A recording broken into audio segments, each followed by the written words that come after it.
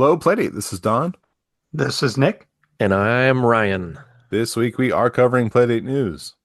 Recent indie releases. And coming at you like the Kirk, Spock, and McCoy of the Playdate universe.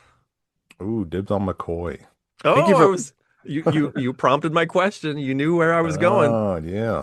That's Thank you fun. for listening. Let's get started. Yes, Ryan. Sorry to You step know, on you. yeah, no, that's fine. We got to get started. I was gonna say I was gonna peg you for Kirk. I feel like you're our captain driving What? this ship, I'm man. kind of a douche, I guess. I don't know. No, no. I mean, it is hard to hear you over the sound of how awesome you are. But with Oh, that there you said, go. I do feel like you keep this thing together. You keep this ship floating. Nick and I are here, but man, I'd vote you as the captain. Bones is a dreamboat, though. He's pretty rad. I don't know. You, yeah, I just respect. That's a good crew, though. Like all three of them. I don't dislike anybody on the original crew. I mean, That's out of solid. those, Nick's probably Spock, right? Yes, without a Yeah. doubt. Okay.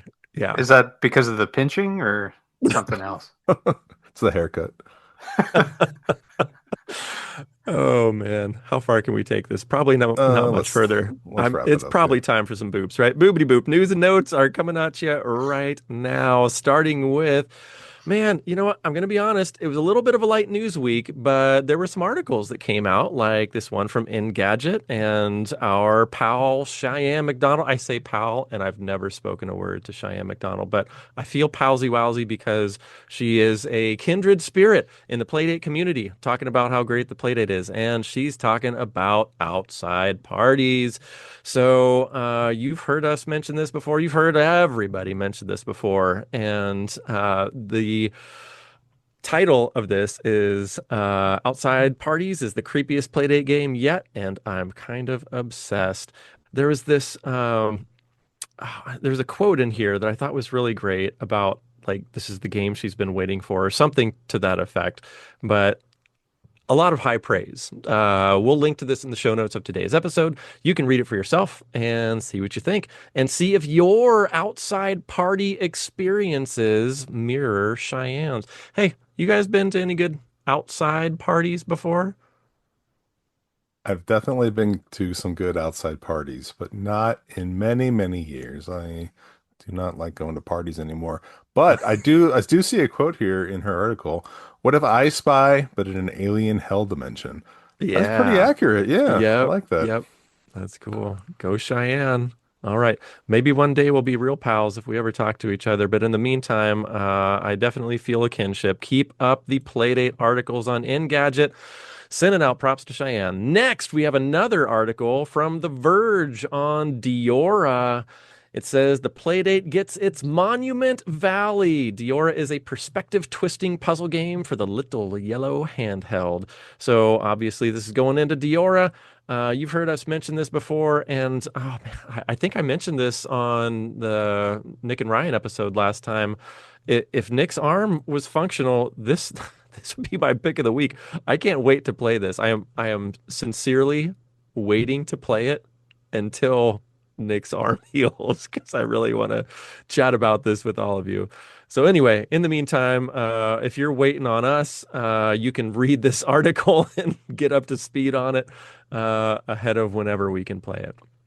Is it Guys, Diora or Fool's Errand that you were super into? I was really getting into Fool's Errand too. I feel like I kind of hit a ceiling in Fool's Errand. Oh, It's got leaderboards, makes me excited. I could not get on those leaderboards. Ooh, hmm. boy, there's some good players on there. So I kind of set it down for a little bit, but I should pick that back up. I've been very, very into playing my Nintendo Game and Watch Donkey Kong Jr. Panorama recently, and Have to Google that. to I was bound and determined to roll the score. It, tops out at 999 and I was getting 700. I was getting 800. I got low 900s. Then I was playing about a million times. I finally hit 999 last night and it felt pretty good. Anyway, Did it all did it roll over? It stopped at 999, and I was hoping you wouldn't ask me that question because I can't fully answer because I was so wrapped up in how fast the birds were going and trying to get away from them. I don't know if I scored exactly 999 or if it just stops at that point. You So I don't you know. weren't live streaming at the time? I was Can not. can you pop a video link in here? I left my live streaming setup in Virginia where it will forever stay in your house. Anyway, that's not Playdate news, but yeah, good question, Don. I am interested in Diora. I'm also interested in Fool's Errand, but again, both very crank heavy games. So they are going to wait a while for us. Hey, Um, Ryan, before you proceed on, did you notice yes. there's a correction? No, I guess not. Tell me all about corrections. So there's a game called Cultivator, and it's by Seth Whedon and Shui Lin. And we wanted to say thank you very much for the review codes For sure. because Yeah. we mentioned this game, but we forgot to say a single thing about review codes. So thank you very much. Come on, Hello Playdate podcast. Get with it. Yeah, Okay, thank you so much yes, for sharing your game with us, and we hope to share Yes, some opinions of it very, very soon. big indeed. ups to Seth Whedon and Shuyi Lin. Thank you again. Pardon us. In the meantime, we should probably mention that Play Jam 9 draws nearer still. We've mentioned this a little bit, but it's coming up. In fact, let's see. This is gonna hit, I think, just after our next episode, I think. So it's going from February 13th to February 16th. That's 2026. Hosted by possibly Axolotl, where you get 1 weekend to make a Playdate game with themes that will be selected before the jam. Is there any theme selection yet? I haven't checked. You guys want to check that while I rattle this off? It's got to run on a Playdate. It's got to be safe for work. It's got to be a free jam version available, and you cannot not promote any discriminatory views. Big ups on you, Axolotl, for putting that out front and center. Games are going to be rated in three categories: fun, creativity, and use of the console. That means 1-bit limitations of the screen, the crank, little shaky action. Hey, maybe now even how do you say internet connectivity? Who knows? That's available now too. I'm itching for more multiplayer internet games. So we'll see what everybody comes up with for Play Jam 9. Guys, my research team, anybody find out about themes? Are themes announced? Theme suggestions are open right now, but theme has Suggestions. not been announced. Okay, thank you. I feel like I talked a lot then. Do you guys have anything to say about Play Jam 9? Good luck to all who plan to participate, and be sure to check out the games, and you can vote for the winners. I am making a future prediction. My prediction is that Nicholas's favorite Play Jam 9 game will be all of them. We'll have no crank. There will be an announcement later in this show on which previous winner now has a full release. Oh, Mhm. well, I'm staying tuned for that. Mhm. In the meantime, like I said, a little bit of a light news week, but that's why I'm letting you know that there was a lovely little photograph of the Playdate on the Metro. This was reposted by Playdate's Blue Sky, and it was just a fun little photo. Looked like old Caleb Hazard, who is a teacher of some sort, plunked down his pristine little play date on the floor of the Metro, took a nice little picture of, some nice depth of field going on here with the blurry background and the in focus play date. Anyway, very nicely composed. I appreciate that. And if you need a picture of a play date on the ground of a subway in your life, it exists. And we're here for you with a link in the show notes of today's episode. Thank you, Caleb Hazard, for making that happen. All right. Thank goodness for Zanya Lasagna, because if we didn't have Uncranked Corner, boy, we'd have a real light show today. So we're going to get into it right now. And the first thing I want to mention is that issue number 10 comes out this Saturday. There's a sneak peek trailer coming out on Monday with a big, big, big announcement. And basically, the big announcement is Uncranked Light. Now, what is Uncranked Light, you say? Well, I'm glad you asked. It's the same quality and articles, but 27% off the standard price. How is this happening, you might add? I have no idea. I asked Sonia, I'm like, well, so what's the difference if it's the same articles and why 27% less? And you know what she told me? She said, you know what, Ryan? Get on that Substack. Get on the Uncranked PD Zine Substack, because on Wednesday, I guess that's tomorrow from our recording time here, she's going to announce it. That Zanya, she's getting crafty about that promotion. I ask her follow-up questions each week, and for the past couple fortnights, she's told me, get on that Substack. It's gonna be announced tomorrow. I'm like, come on, let us scoop it. Let us tell the crew, the Hello Playdate podcast crew. You know, most of them probably don't listen until after Wednesday anyway. Nope, get on that Substack later. That's what she tells me. All right. So while I'm getting on that Substack, I'm also going to tell you about a new initiative from Uncranked Corner. This one has me pretty excited, actually. It's called the Crank Collective. This is like a book club, but for a Playdate game, where every month a group of fans is going to play a game for 20 days and discuss it on Discord in chat. Now, I feel like this is another outlet like our pick of the week we have here that we do every couple weeks. I think it's incredible that there's another book club type thing happening with Playdate games. The more the merrier, as far as I'm concerned. And I asked her a few questions about this one. I said, hey, who chooses these games?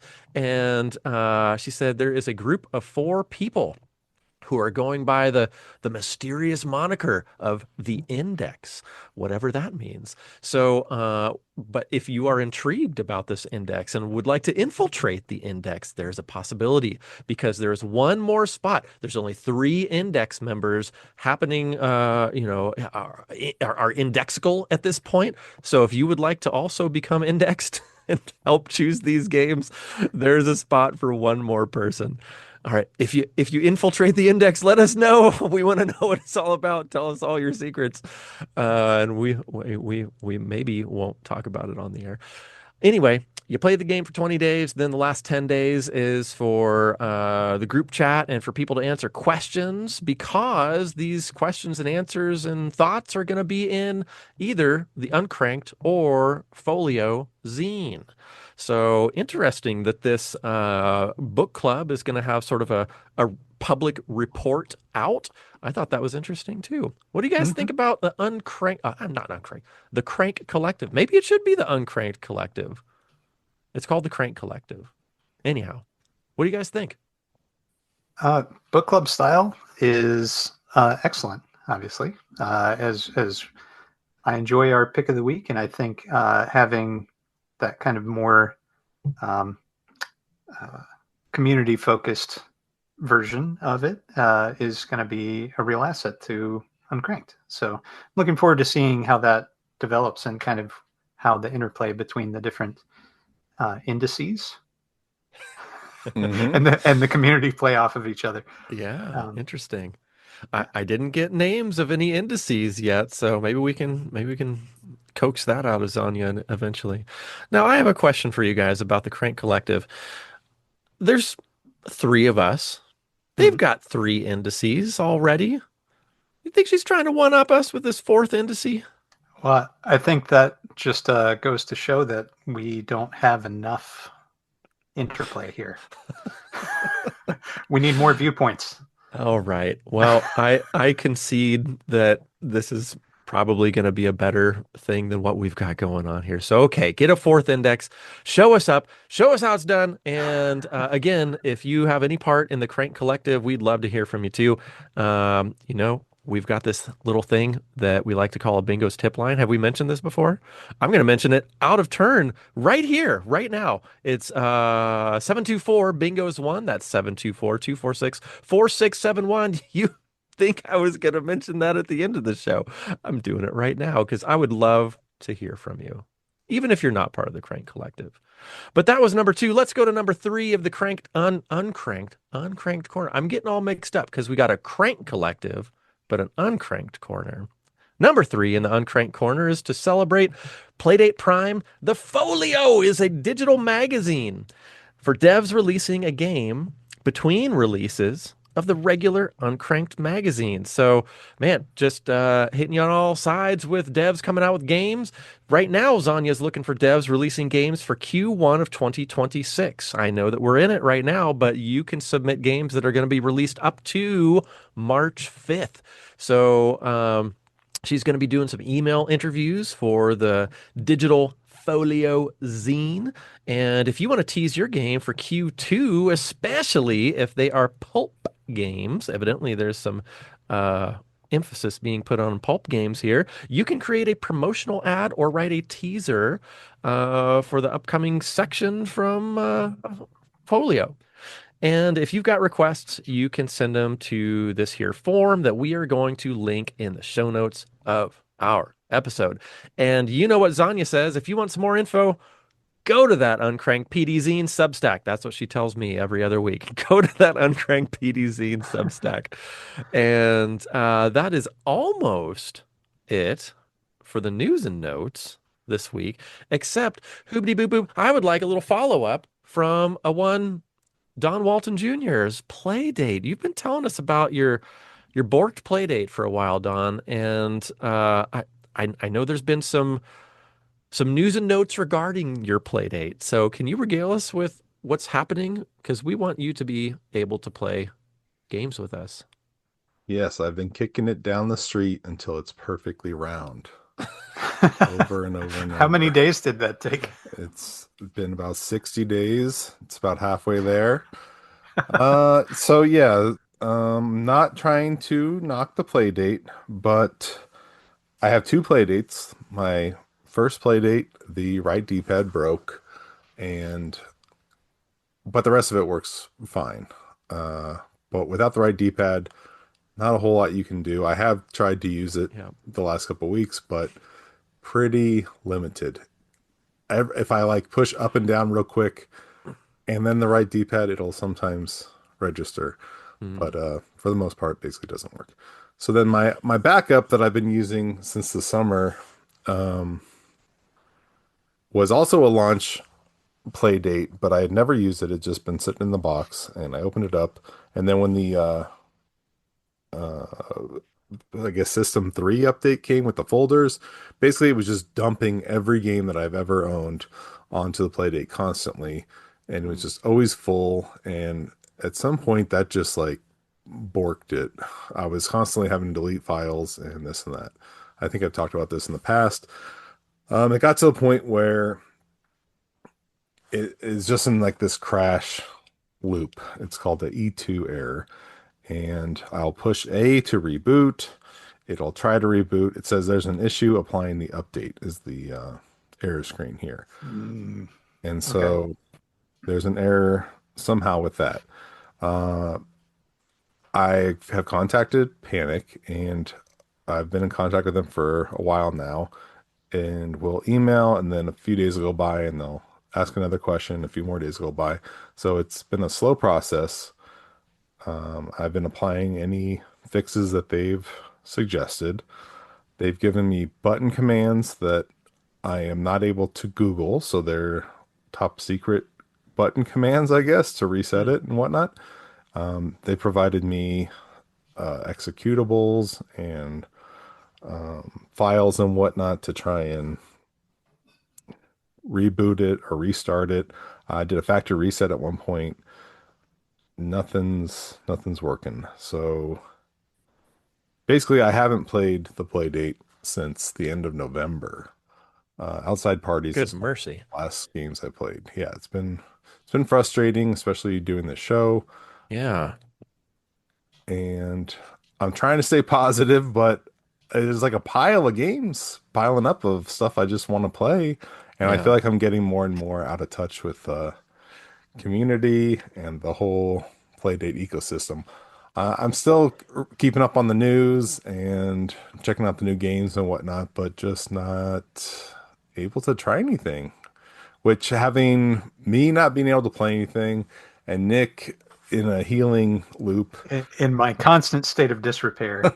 yes, um, we're we're in a weird spot. I mean, everything's been on Ryan's shoulders as far as actually playing Playdate games for a Playdate podcast.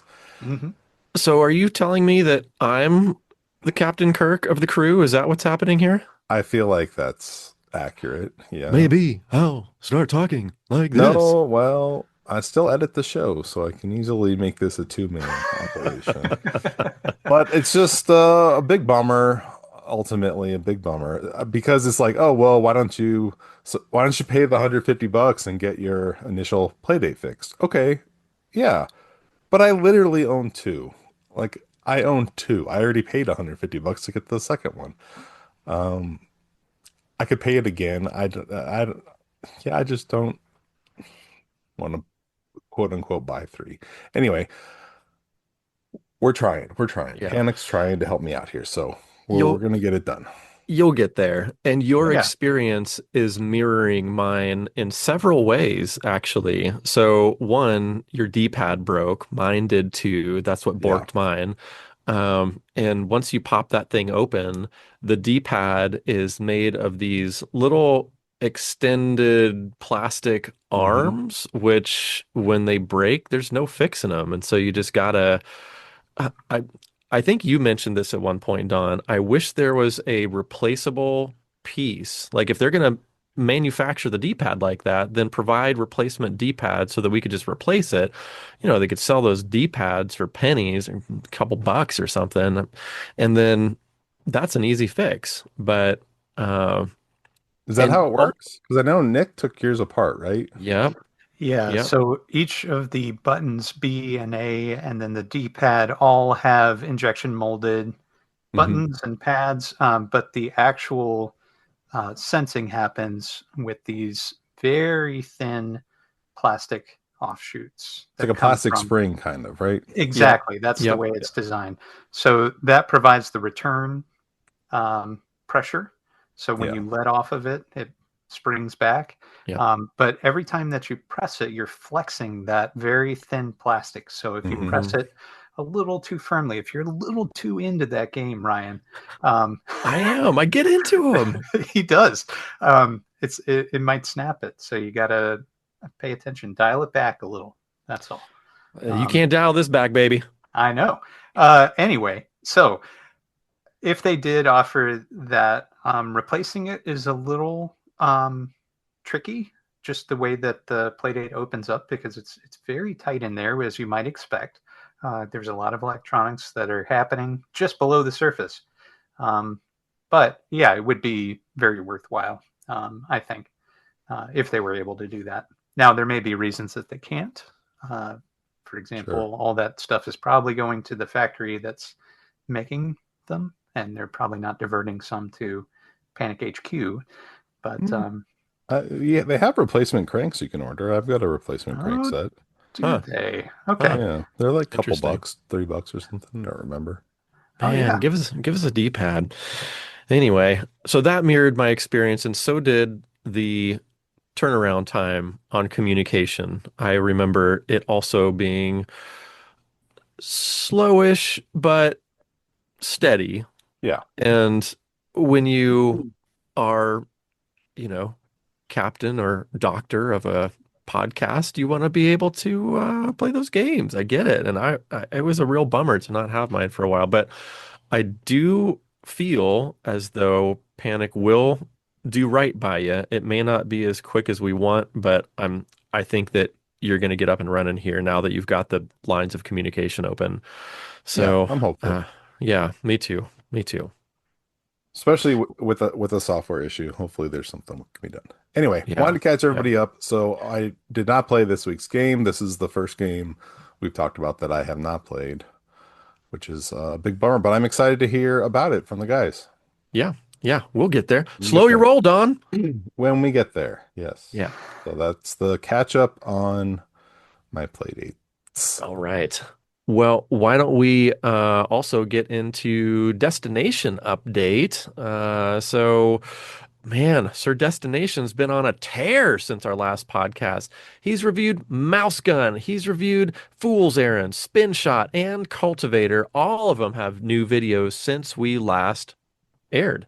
So we'll have links to all those in the show notes. Go check them out. And while I was over there, have you guys ever clicked on the video tab and then just seen the wall of Hmm. thumbnails from Yeah. Destination Update? And just, man, that was such a glorious experience seeing all of the costumes that he'll Photoshop himself into. It was really fun. So anyway, if you've not done that, I would suggest at least checking that out. But I think that wraps up our news notes with news notes, which brings us to bitty boop our indie inventory. Donathan, Captain Oh, my Dr. turn again. Donathan. Okay. Yes. So this first one is in early access, and I was going to ask you guys, I feel like we should maybe relax that rule a little bit on certain titles because they just get buried. They straight up get buried. This one Yeah. is what started out as the winner of one of the play jams, Oh, Discontrolled, and now it Aha. is, unless I'm, no, I'm right. I'm right. I'm going to say that I'm right. But now it's going full-fledged release, puzzle platforming adventure where you're a little dude and you go drill around and explore, and it looks super fun. dude, you had me at puzzle platformer and then this cute little robot. What? Hmm. This looks great. Yeah, it does look very good. $4. It does say early access, but man, it looks like there's a whole lot there. There's a roadmap going here and lots of good communication in the excuse me, the chat or whatever. What is it? The comment section. It looks like Hey, there's a PC version in works as well. Under a different name though. It'll be under a different name. Hmm. and That's right. does this talk about gameplay at all? Is this crankless? This is giving me hope that maybe we can play this. I If it's don't. on PC too, PCs don't have Oh, crank. yeah, I guess Oh so. no. Oh no. I I don't know. saw a crank icon pop up in the second full GIF down. Mm, these will help you to rewind in time. Shucks. Looks like it does have crank controls. Something about rewinding in time. Anyway, this looks phenomenal. Just because we're taking a crank hiatus doesn't mean you need to, dear listener. No. This is discontrolled. Get on it. Discontrolled by Franchovy. $4 right now. French movie. Franchovy. Uh, That's a good dev name. next up is Hahai Ooh, what now? Hahaki uh, ha This is gonna go on for a Hahakigami while. Hahakigami sweep Hahakigami sweep for the Playdate by I'm Colby. Oh my gosh. I don't know, You it looks got there. cool. You got Yeah. there. It's got a little shuffle. What is it? What is this called? Shuffleboard, Shuffle, no, well, yeah. shuffleboard. What's the hockey one? Curling Curling. Yes. Some curling vibes. Curling on sand. Japanese uh, curling on sand on vibes. sand. I'm seeing tatami mat vibes. That's what I'm getting from Oh, this. yes, that's what they are. Tatami mats. Thank you. Okay, I was gonna say that's some very regularly scored sand. If Yeah. that's It takes if a that's master sand. to Hey, well, guess character of what? it. There's a Yes. no crank mode. Oh, fantastic. Hey, You got to get on it, Nick. and it's This is only $2. $2. This is by Colby. It also a Pico 8 game, so I should check that out. I love some Pico 8. Are you a Pico 8 fan, Don? Huge Pico 8 fan. Huh, Yes. So learn check something out new every day. whatever this game is called, the Japanese Broom Spirit game by Colby. Hahakigami sweep. That's what I was going to say, but Ryan cut me off. Oh, I'm sorry. No, I was not going to say it because I I cannot read that word. I was gonna say it didn't sound like you wanted to try again. No, I was joking. I was doing my best to repeat Thank the you. game name. We do that thing now, right? Yes. Yes. Yes, you're Here doing for you. excellent. Here for you, Thank you. Don. Next up, Castle Crash by AI Coding. Hey, Don, Next up is Nick. It's Castle Clash. Yes, you crash into the castle with your clashes in Castle Clash. And ultimate strategic battle experience right there on your Playdate. So it's a strategy action game. Looks a little bit like Castle Storm, which I loved, but in a deeper plane, a three-lane game. Hmm. It looks fun. Sort of So like the horse racing of castle clashing, right? No? yes, Multiple sure. lanes? Okay. There's some That sort was of a stretch. deck building aspect here as well. So I don't know. It looks pretty neat. And And trophies, trophies. there's a comment here kind of knocking the name AI coding. I'm going to take a little aside. It's I left a comment. AI is a lightning rod term. Everyone hates it, but coding's a good tool. AI is a good tool for coding, I think. And I don't believe that this is like the AI slop. I left out about 40 games that are clearly AI slop for the Playdate on this week's indie inventory. The cards look great, but there's like 40 games that are just straight up no love. This one looks like it was thoughtfully made. The dev is responsive. Anyway, don't knock this one just because the dev is called AI coding. Give it a shot. Okay? Don has spoken his piece. Thank you. All right. Next up is One Button Dungeon by GX Play. This one is a no frills minimalist dungeon crawler built around a single input. Press This A to is take a step forward, and that's it. this is for you, Nick. Hey, This one is button press. actually perfect. How does this even work? This is really intriguing to me. Every step triggers a random event, a fight you did not prepare for, a trap you absolutely should have seen coming, treasure, finally, a moment of rest, or something very strange. There are no sprites, no animations, and no mercy. Just clean black and white UI, procedural events, and endless descent measured by how long you survive. One button gameplay for quick sessions. Man, I'm still confused as to how one plays with one button, but You very press the A interesting. button and you move to another square, and then something happens on that square, or nothing happens on that square, But and then, then you move to the next one. do you have any input over what's happening once you get to that square? Or is It it just looks like a like big luck in box? in the image there's some selection There's two things buttons. that are happening. So, okay, Don took the words out of my mouth. Yes. One button at a time, though. Okay. So But no, one button to cycle, a second button to take something okay. occasionally. Oh, there you go. A to cycle, B to take. Okay. Yeah. Phew. I love Now my this kind of brain. thing on mobile. Hmm.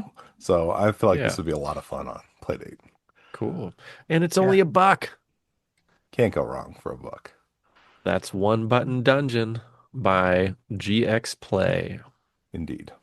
Next up, Stickman Boxing by Corky7. This is exactly what it sounds like. Stickman Boxing. Side by side, George Foreman style, or no, Buster Douglas style boxing. You can jab, hook, uppercut, body shots. There's 10 competitors and contenders, excuse me. Work your way through 9 contenders. Wait a minute. They list 10 here. The 10th is you. Is it? Are you Champion Charlie or Rookie Rick? No idea. Only you can It says find out if you play. says work your way through the 9 contenders. I know, but then they list Unlock. 10. Do they? You must be Yeah. Ricky Rick, right? Huh. No, it says good for learning. I Yeah, guess huh. if you're Interesting. Rookie Rick, Boy, sounds like maybe a typo in the itch description. we may never know. Regardless, I I like this initial paragraph. It says, "Don't be fooled by the graphics. Purposefully, they have been stripped back to the basics. This title has a real punch to it. Can you make it to the top of the pile and fight for the world championships? Well, here's your chance."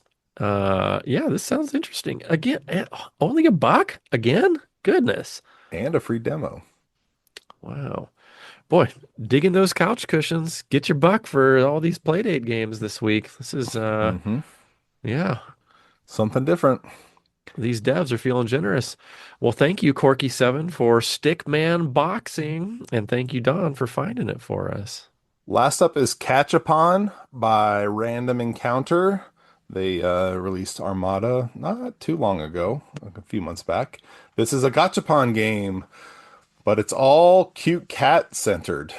But Ooh. you can enjoy with your children or perhaps your niece or nephew. That's according to the blurb here. You can learn fun facts and just chill. And for $3, get some gachapons, learn some stuff.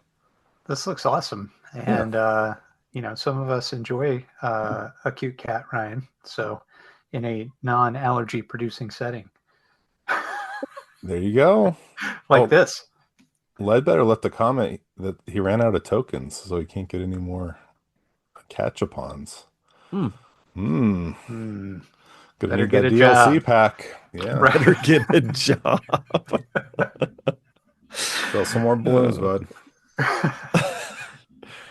all right. I think that brings us to our catalog section. Nick, you taking this? Let's try. All right. So, first up, we have Fauna, which is by Caden Batrack. And your goal is to guide the hacker duo June and Polly through the world of Fauna as they unravel hidden conspiracies and fight for what's right. In the near future, LLM technology has advanced to the point where humans can use it to communicate with animals. That would be interesting. Rival factions fight for control of this powerful technology, and animals, now that they have a voice, seek equal rights. This is a branching choose your own adventure comic. Ryan, takes about 15 to 20 minutes to complete, with dozens of unique story paths. Each playthrough reveals new choices, secrets, and perspectives. This looks super great. Is this the same dev that did? Yep. Okay, Yep. Ryan knew what I was going to Yeah. ask. So if this sounds familiar, Caden Backtrack has done some scrolly comics for the Playdate in the past that have also looked really great. I love this choose your own adventure option he's got going for this one. Very cool. $9. It's called Fauna. It's on catalog right now. All right, and that brings us to Binary Battle. And this is by Haplo Games. We've talked about this, I think, Yeah. when it was an itch release. But this is a novel take on the dungeon crawler genre. You've just woken up to find out your floppy disk is full of viruses. Unfortunately, it contains the only copy of the source code for the game you've been working on for the past several months. Recover the source code before the disk is damaged beyond repair. Luckily, you have an excellent antivirus program, Binary Battle, at your disposal. Use it to destroy all the viruses before it's too late, and none of the users.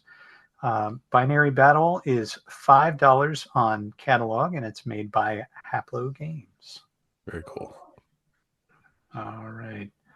Next up, we have Shattered Wilds, and this is by Power Dive Games. Power Dive Games has had like a new game every episode, at least one. Pretty Very much. impressive output. Yeah. Okay, so Shattered Wilds, the world has been broken, fractured into small realms which once housed great civilizations, but now shelter only ruins. These pocket dimensions are unforgiving, but with the power of the World Forge, you can traverse them.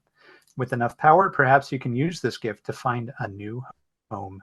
And this is a crafting, mining sort of platformy game, and it is currently $15 on catalog. And this is Shattered Wilds by Power Dive Games. And I think I might have said Shattered Winds a few times, and that is my fault. But it's Shattered Wilds, everybody. Broken That Winds is the sequel. Okay. I'm gonna leave that there. Yes. If Power Dive Games sounds familiar, he's done games like Lex Grid, Lunorbit, Clorb, and Podcast. He did the podcast. So just a ton of games, as the guys were saying.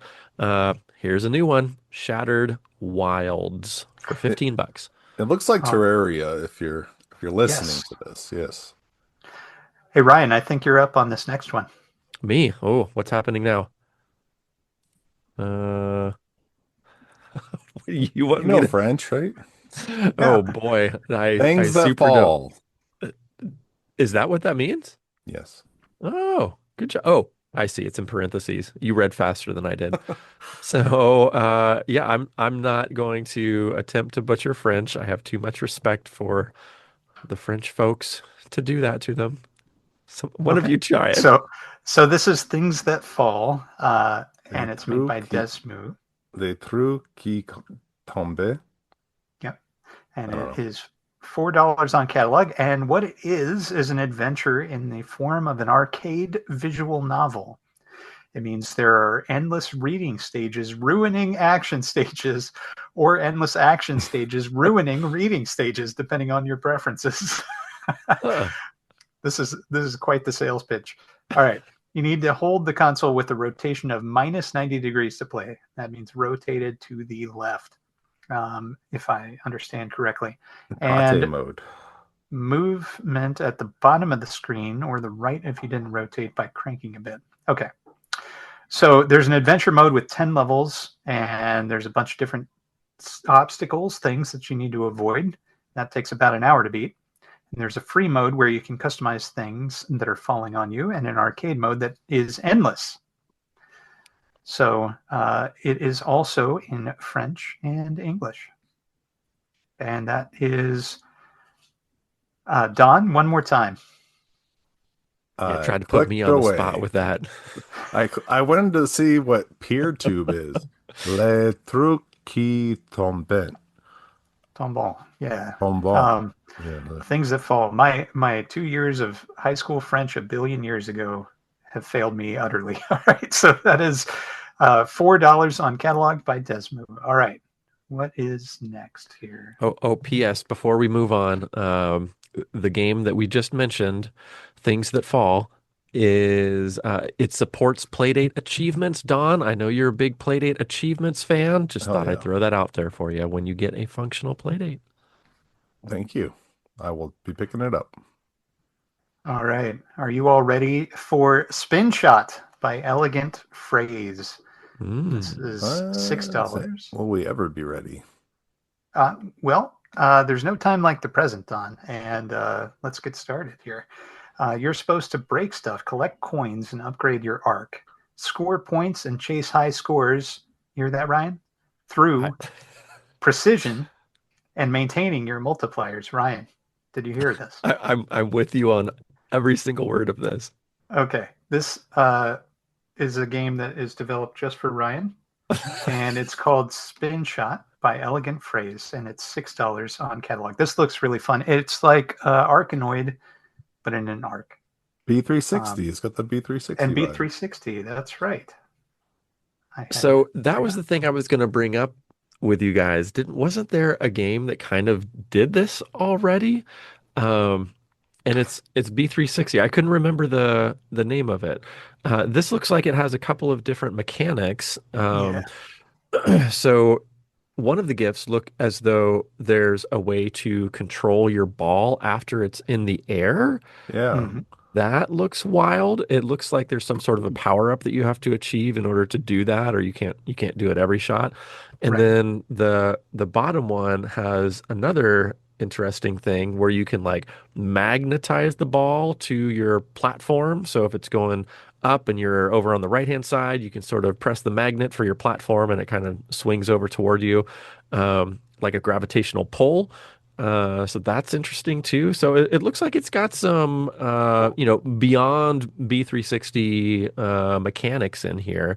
And just from watching a little bit of Destination Playdate on this game, it sounds like you're not necessarily trying to break blocks. You're really trying to get the coins within the blocks. Evidently, that's a big thing in this game.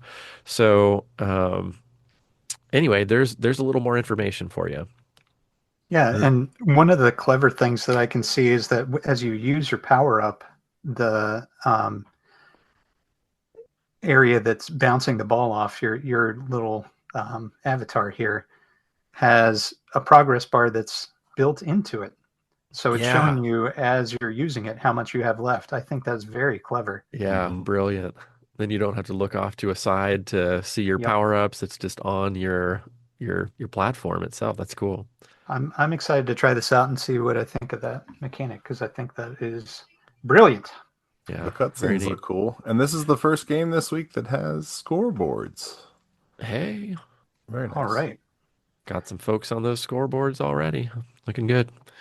And this was Cool. all made by one person, it says. So not just code wise, but also art and music and sound. So um, that is probably less notable in the Playdate community, but it's always very impressive to me when somebody puts out a beautiful game and it's all done by one person. I should probably highlight that more often because it happens a lot on the Playdate. Yes. But very cool. Good call. So this is Spin Shot by Elegant Phrase, and it is $6 on catalog. And Ryan, Oh, guess what yes. that means? On sale games happening right now. I hope there's a million of them. Let's start with Sing Song Ding Dong. If you ever needed another reason beyond the title of this game to buy it, now it's on sale for 33% off from 6 down to 4. We also have Bunny Buffet, 50% off from $2 down to one singular dollar, question mark. Also, Nonogram Date. Oh, Dawn, hello. Maybe you and I need to go on a nonogram date and we can, use a little catalog Groupon and get it for 40% off from $5 down to 3. Then Goblin Village is 25% off from $4 to $3. Volumental, we're in the volleyball game. Volumental is 50% off from 4 down to 2. Crank Venture Capitalist by Irish Jiminy is 33% off from 3 down to $2. Crank Casino, also by Iris Jiminy, is 6 to 4, 33% off there as well. Spilled Mushrooms by John Wheatchalk is 25% off from 8 to 6. And the Tartines Show from 3 to 2. Oh my God, that image for the Tartines Show, that is so incredibly special. There's like toast, sentient toast being popped out of a toaster, it looks like, with little blobby arms and legs and like a forward facing thong. I think you might need to see this, dear listener. The Tartines Show by Flying Oak Games, if I you've not think you seen need to that yet. play it if you haven't. I mean, that's the first step of getting someone to play it. You got to look at that teaser image, whatever that is. It's funny. It's not even their main image when you go to the page. It's only on this sale. It got us to talk about it. Whatever it is, go to this sale page Marketing. before this image disappears forever, because when it's not on sale, who knows where this image goes?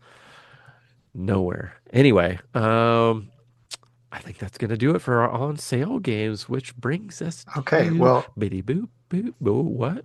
I'm going to point out we've all got our assignments. We have like 100 games each to play Okay. before next episode. I feel like that every episode. I do too. All right, before I get overwhelmed, I'm going to boop us into pick of the week, which is from our favorite Vulcan, Nick Baldridge. Thank you. All right. So, pick of the week this week is Echoes of the Emergent by RNG Party Games. So, I am a fan of some visual novels. I enjoy games where I'm able to experience a story and then have some limited interaction that alters the story in some way. This was a bit of a surprise. I loaded it up and played a bit of it before picking it as pick of the week, and I said, "All right, this is my jam. I'm gonna force the others to experience this with me." Because That's Ryan, uncharacteristic for you. I'm sorry to interrupt, but that's not your usual MO, right? Usually you're picking them by the seat of your pants, like you're yes, shopping at Toys R Us in the 1980s. Just gotta go by the box art, right? yeah, yeah, Yeah. and then you got Huh. to take it up to the cashier and then hope that they've actually got a copy. Yeah. um, So in this case, I was like, this is kind of a questionable decision because Ryan, I knew, would not be super excited about a visual novel. And I knew Don was having trouble with his play dates, plural. So I thought that maybe this would work out because it's not super intense. And also, it didn't require the crank. Not even any surprise use of the crank. So I was very pleased about that. So this game did turn out to be very divisive, and I'm looking forward to hearing what Ryan has to say about this. Don was not able to experience this. Is that correct, Don? Correct. Okay. So you're really going to get a one-sided review here, I think, and maybe two-sided with Ryan's input. But my uh, feeling about this game is that it is, or let me kind of back up and talk about it a bit. It takes place in a post-apocalyptic Japan, and it is unclear what the apocalypse even was. And you are alone in this wasteland, and you are trying to survive. So that's the basic premise. And the way that the game works is that you are driven through a story by reading panels of text that are overlaid on top of images, some of which have some limited parallax, or the images themselves are larger than the Playdate screen and they kind of pan around a little bit back and forth to give a little bit of motion while you're reading the text. The effect is pretty pleasing, I thought, and it allows you to see more of the art. Uh, Critique of some visual novels is that all the text is covering the artwork. It's usually not an issue because the whole game is designed around that mechanic. But as in most traditional visual novels, this game has the ability to hide the text box so you can view the art as it sits. So it continues to animate when you hide the text box, but it allows you to see a little more of the artwork that's happening behind the text box.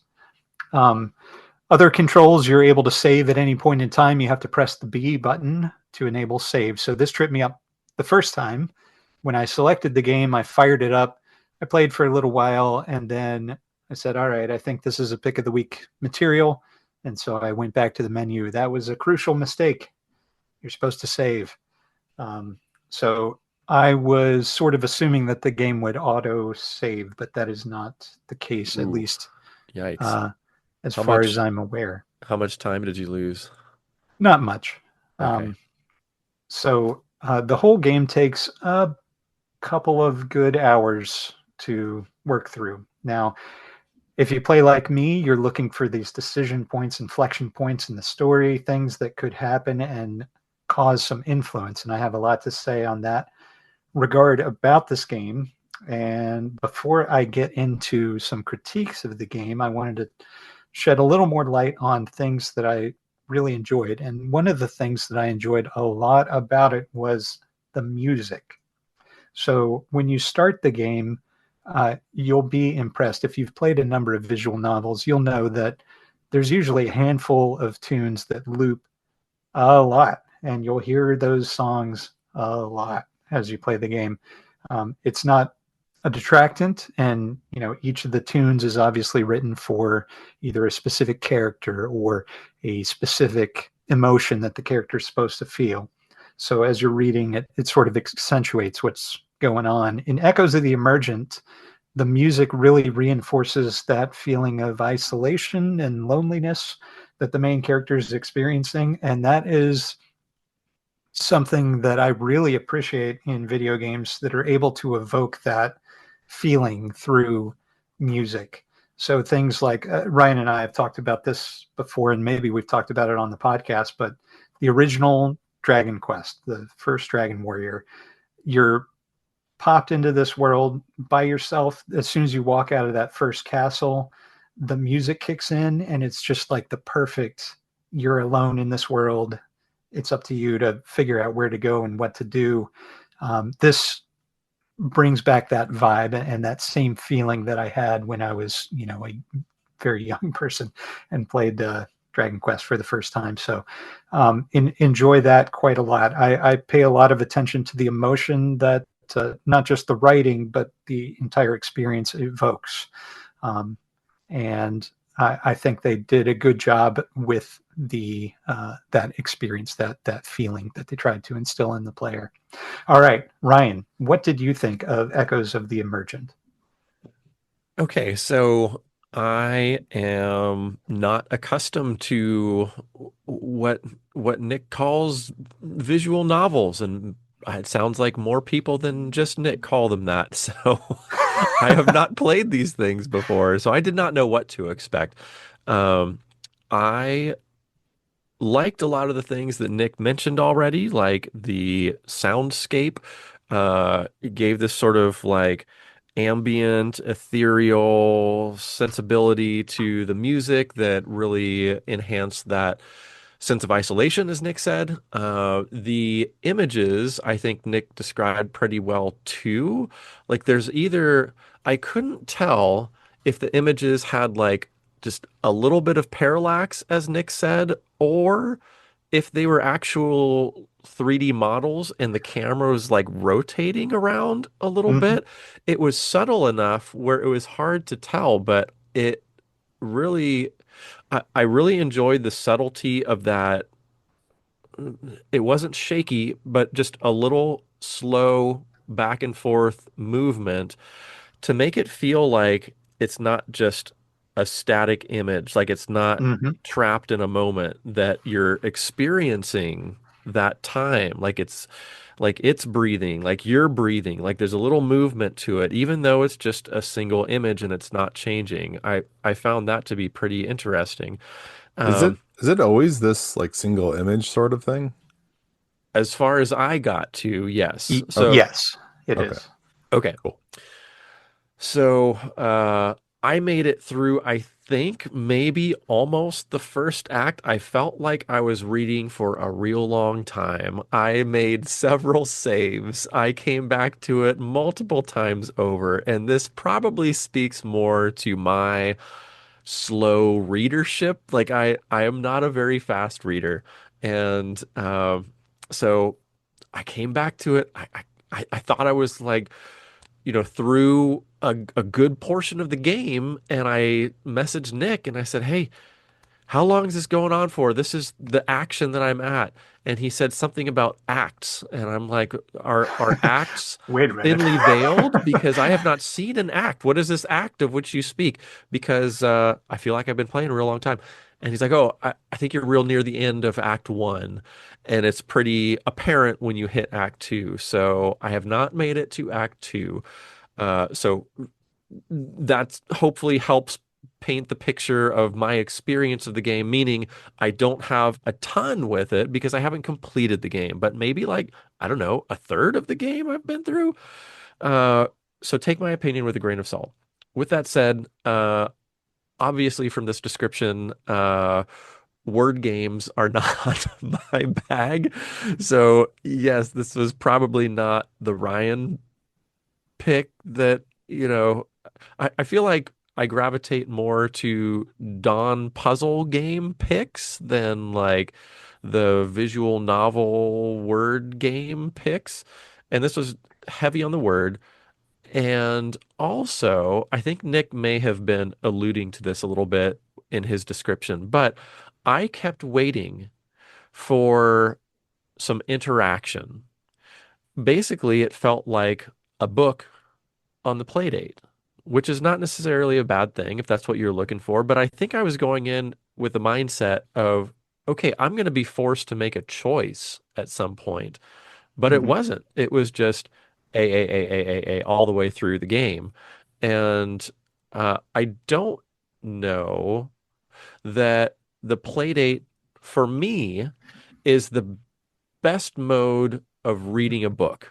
Like I sort of felt like, okay, I make comics. I read comics. I love comics and I love reading Dead Tree comics, like ink on paper comics. That's my jam. That's how I like to intake comics. But there's also comics on the web. There's also like gallery shows with comics. And a lot of times, what folks will do in comics gallery shows is they'll plaster a piece of original artwork on the wall. And then what are you supposed to do as the gallery participant? Stand there awkwardly and like read through the page. Like standing and looking at a wall is not the optimal way to read a comic or to read anything really. But if there's like a couch or a comfy place to sit and something that you can hold in your hand, that feels like a better reading experience to me. And so for me, I kind of had like a little comics on the wall type of experience with this game as like a book, but on a very small screen. And granted, they were really good about providing short bursts of text to read through that allowed you to see an image. That's cool. And the small bits of text allowed you to have them at a size that did feel legible to me. So that's good too. I think it was just a little different than what I was expecting. I was expecting a little more interaction. But Nick, I think you have some more thoughts on this game and probably some more fleshed out thoughts than mine since you, I believe, completed it. I did complete it, yeah. Okay. So I have some spoilery thoughts, which I'll get into in a little bit. But before I get into that, I just want to touch on some of what you said.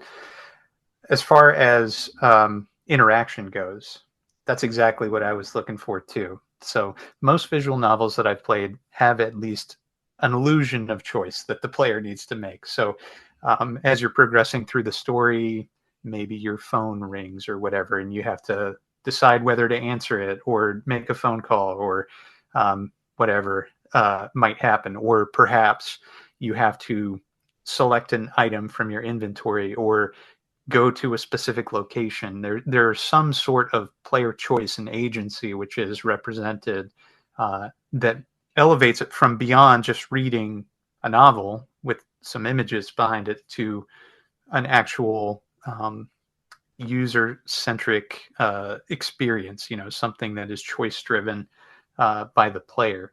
So I was a little surprised by that as well, especially this is the same team that put out Bloom.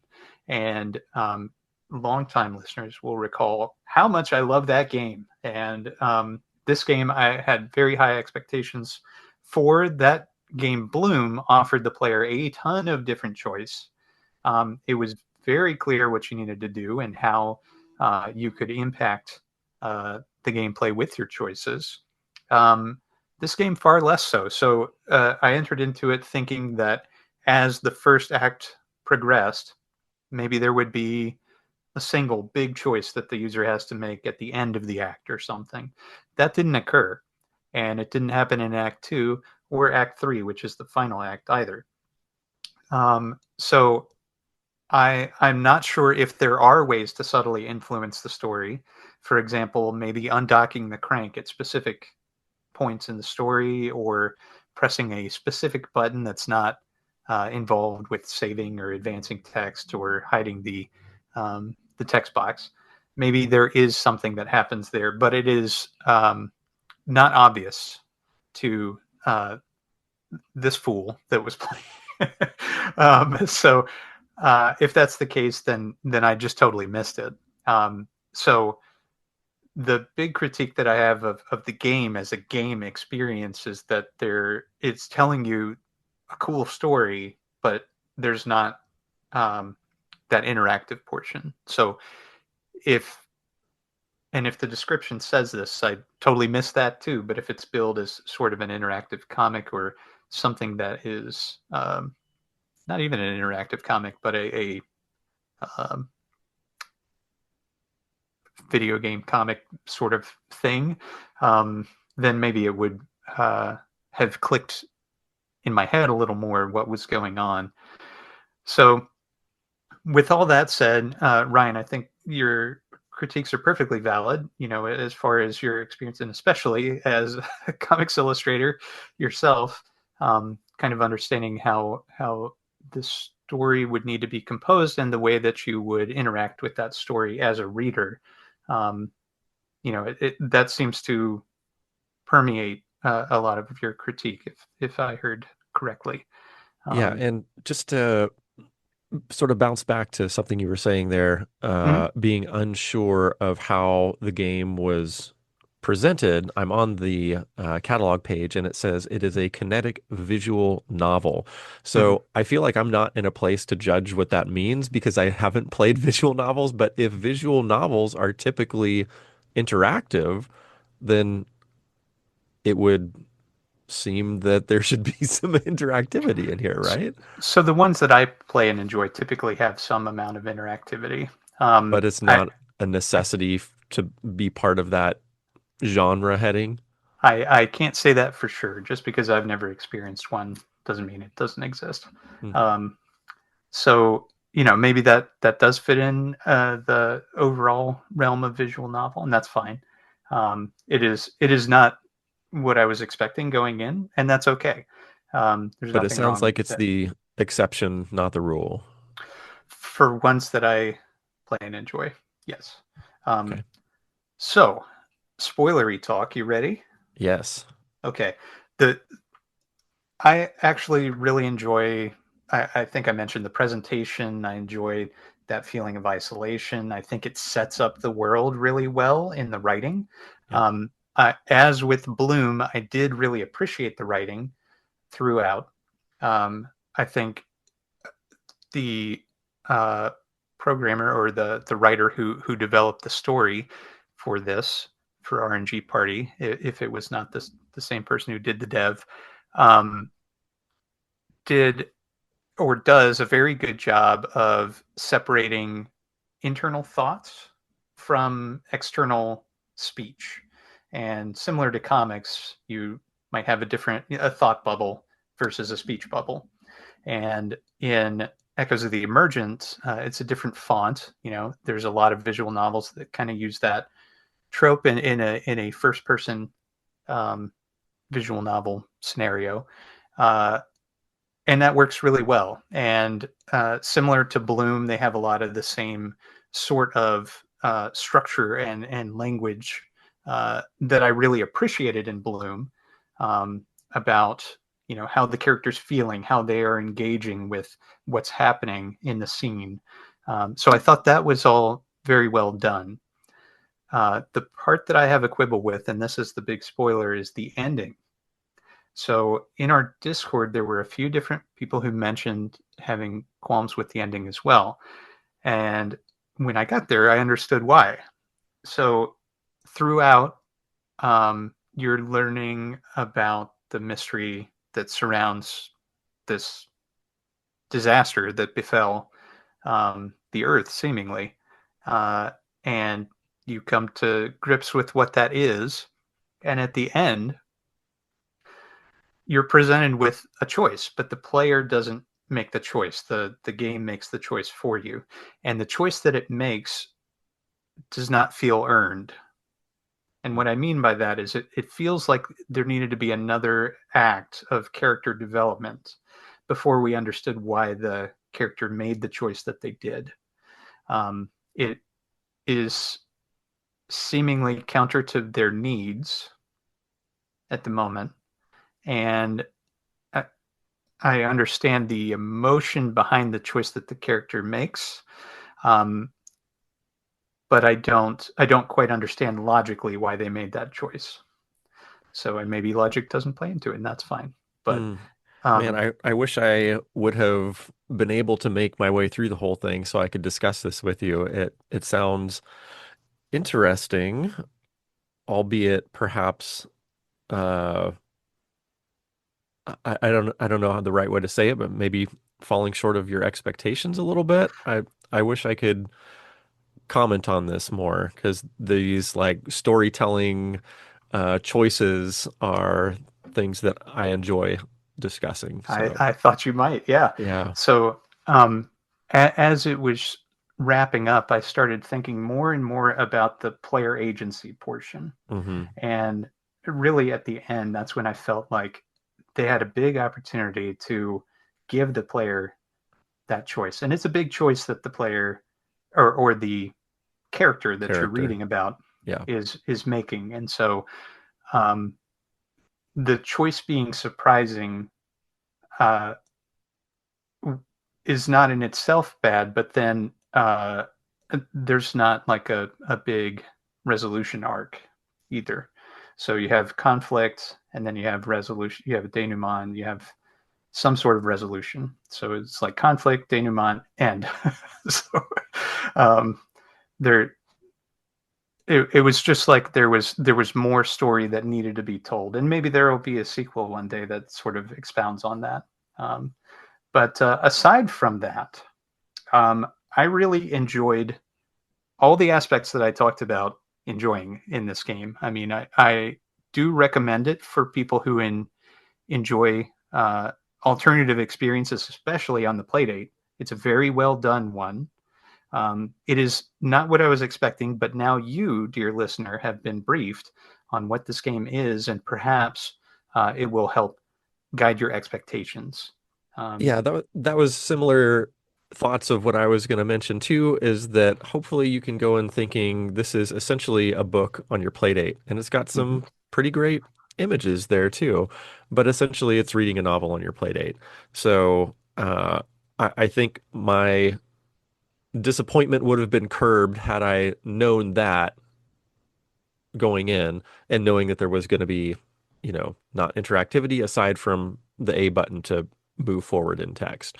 Um, yeah, so probably a good note to the listener who has not been part of this past couple week period where a number of our listeners have been chiming in on Discord and playing/reading this along with us. Yeah. And Don, I'm sorry you couldn't take part in It's this. okay. I'm looking forward to the day when we can have a three-person discussion again. That always seems like it's the best. Two is seemingly sometimes too few, and four seems like too many cooks in the kitchen when there's three of us.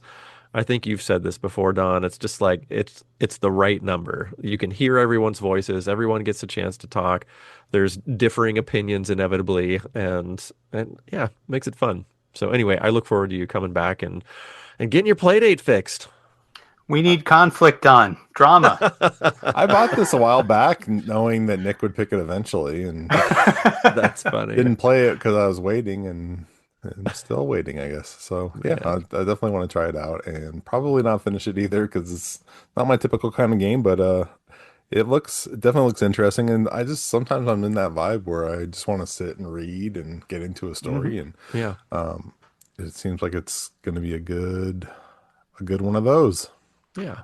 The atmosphere is fantastic, I think. Agreed. Yeah, the atmosphere looks like my kind of thing anyway. The atmosphere, the sound, the words, the Yeah, pictures, it all really does come together in this well thought out world building experience. Yeah. cool.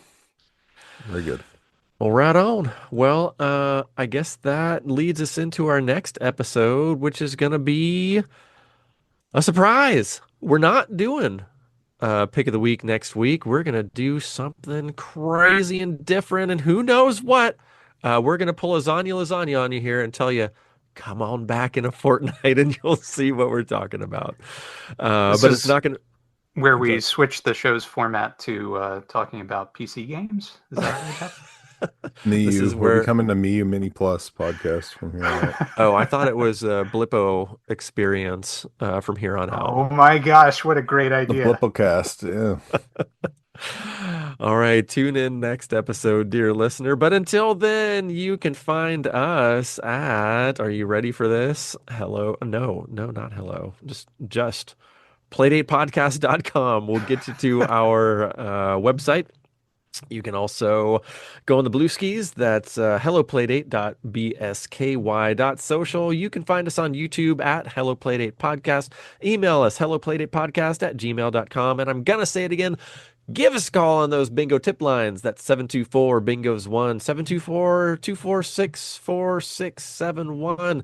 It has been 5 episodes and counting since a bingo tip lines caller. I know that because it's only happened since the 100th episode, and I think we're on 105 at this point, 104. Anyway, 134 or something like that, yeah. so give us a call is the moral of that story. 724 bingos 1 724 246 4671. And we want to get your melodious voice on this podcast with us. We'd love to hear from you. But until then, awkward departing. Have we figured out something to say in 105 episodes at the end? Peace We're be just gonna with you. live long and prosper. Goodbye.